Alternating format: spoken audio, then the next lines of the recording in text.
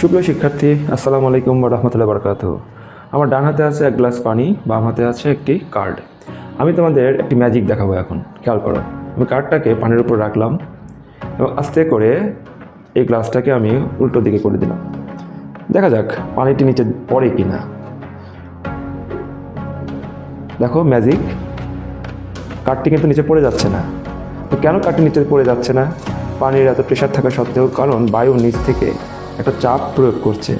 আমরা ক্লাস 5, 6, 7 বা 8-এ যে শিক্ষার্থীরা আছে, আমাদের শিক্ষার্থীরা, তারা বায়ুচাপ সম্পর্কে তারা পড়ে থাকে। আবহাওয়া জলবায়ুর একটা গুরুত্বপূর্ণ উপাদান বায়ুচাপ, কিন্তু বায়ুচাপটা আসলে কি, এটা বাস্তবিক প্রয়োগ সম্পর্কে তারা হয়তো জানে না।